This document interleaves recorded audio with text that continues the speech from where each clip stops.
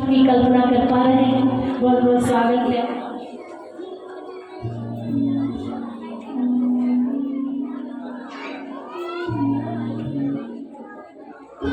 बोले गोविंद भगवान की जय, सत्य सनातन धर्म की जय।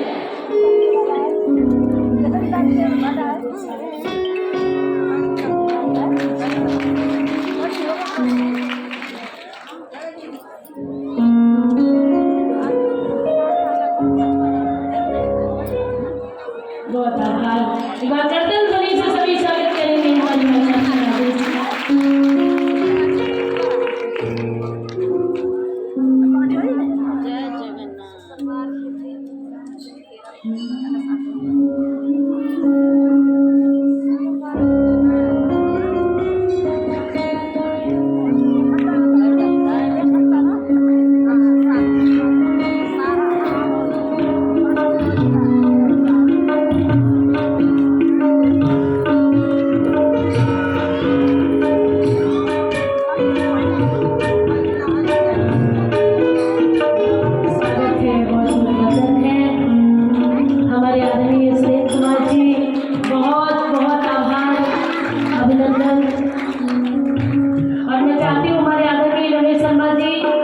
कि 2 मिनट का आशीर्वचन भाई साहब के मुखारबिंद से हो तो बहुत अच्छा लगेगा।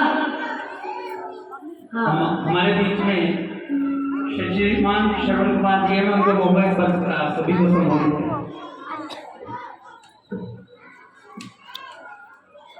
आज इस पवित्र भागवत कथा में मैं अपने आप को सौभाग्यशाली समझता हूँ, क्योंकि इसी प्रकार के जो सारे कार्यक्रम हैं अपने सनातन धर्म को जोड़ते हैं। और आज ये जो सारा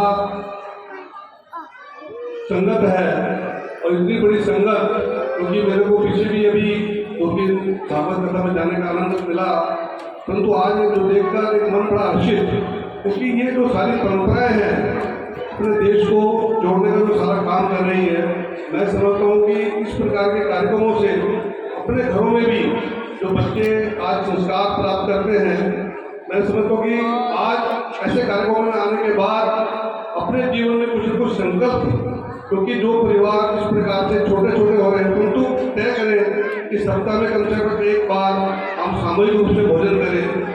इसी प्रकार से पर्यावरण की दृष्टि से भी हम विचार करें, क्योंकि पर्यावरण ये जो सारे सामाजिक कार्यक्रम हैं इसके अंतर्गत भी हम सबका प्रॉपर योगदान रहे।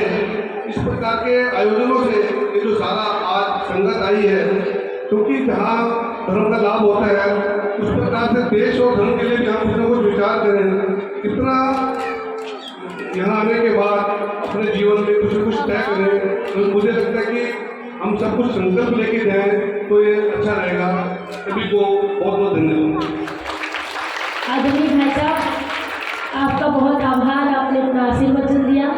और भाई साहब यही कह रहे थे कि मैं इतनी सारी कथाओं में गया हूँ, पर जहाँ प्रवक्ता का मुंह नहीं दिखता वहाँ पे लोग नहीं बैठते। यहाँ मेरी बलजीत नगर की ऐसी संगत है कि मैं नहीं दिख रही हूँ फिर भी बैठे हैं रोड तक। आप भाई साहब कल आप देखते हैं कि सब जगह नहीं थी। शर्मा जी एक बार शर्मा जी थोड़ा इधर आइए।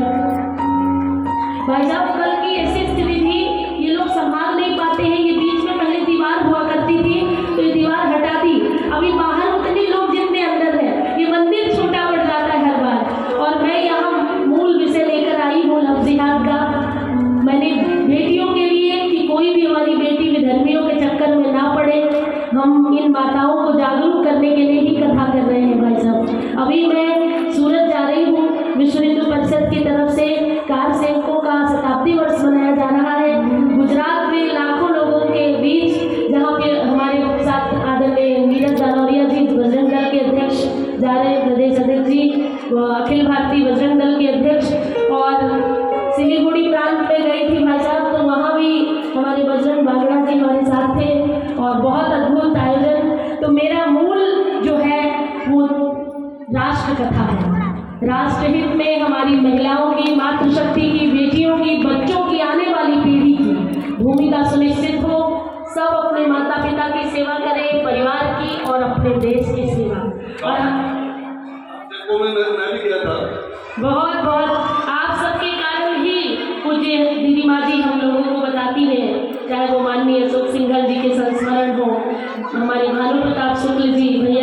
बारे में पूरा जो विश्व हिंदू परिषद, राष्ट्रीय स्वयंसेवक संघ आज पूरे देश में काम कर रहा है। पर सिर्फ उनकी ही जिम्मेदारी नहीं है, हमारे भारत की प्रत्येक मातृशक्ति विश्व हिंदू परिषद की है। प्रत्येक मातृशक्ति हिंदुत्व की रक्षा करेगी। मैं हमेशा ये बात कहती हूँ कि हिंदू हो तो हिंदू रहो, हिंदू हो तो हिंदू रहो। जय जय श्री राम कहो, बोलो एक बार जय जय श्री राम। भाई साहब, ये ऐसी संगत, ऐसी मेरी माताएं हैं कि मैं 9 बजे तक बैठी रहूं तो ये 9 बजे तक नहीं उठते हैं। पिछले बार की कथा में 9:30 बजे तक कथा चली, 3 बजे से 9 बजे तक। बताइए, आज तक इतिहास में कहीं नहीं इतनी लंबी कथा होगी। हमारी मनीषा कह रही थी, दीदी आपको याद है 9 बजे तक एक बार कथा हुई थी।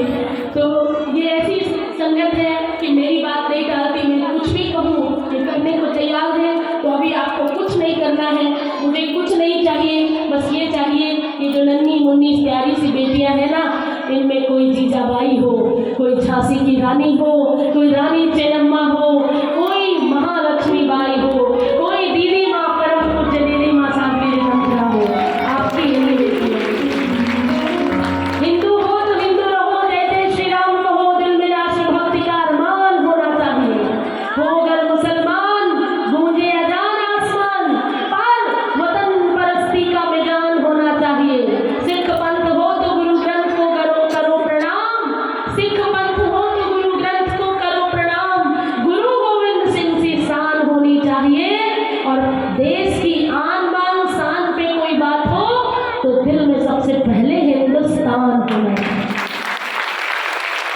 हम सबको, हम नहीं रहेंगे पर हमारी पीढ़ियां रहेंगी। हम अपनी पीढ़ियों को गुलाम नहीं बनाएंगे, हम अपनी पीढ़ियों को स्वाभिमानी बनाएंगे। इसलिए आप सबको मिलकर रहना है और उत्सव भी मनाना है, जीवन उत्सव भी मनाना है। हमारी मातृशक्ति भारत की 50% आबादी है और भारत की 50% आबादी, 50 जो बची हुई 50% आबादी है उसका नेतृत्व कर सकती है। आप आगे आएंगी तो पूरा समाज आपके साथ चलेगा।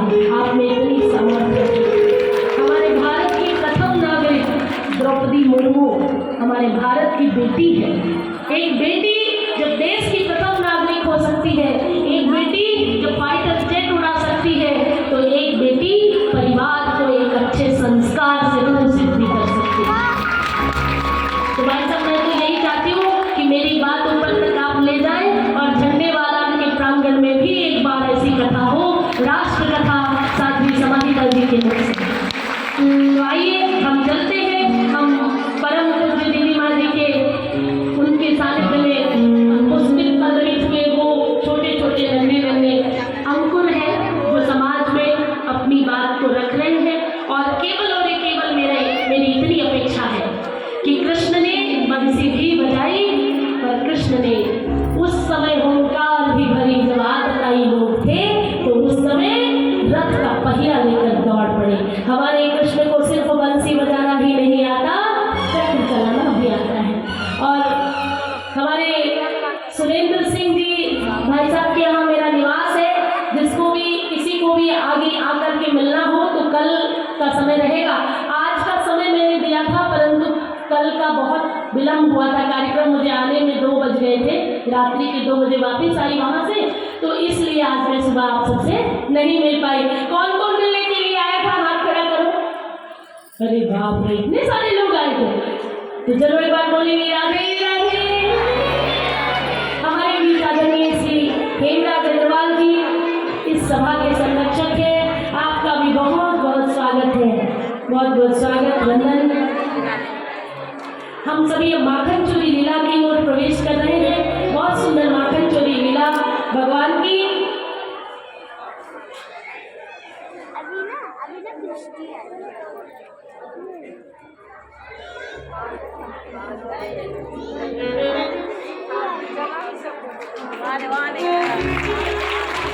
आज हम बहुत बहुत हमारे अग्रवाल जी का स्वागत है।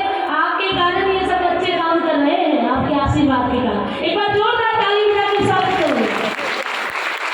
तो आज माखन चोरी लीला की कथा रहेगी। कल गिरिराज पूजन 56 भोग से कथा प्रारंभ करके हम सभी, कल कौन सा दिन है कथा का?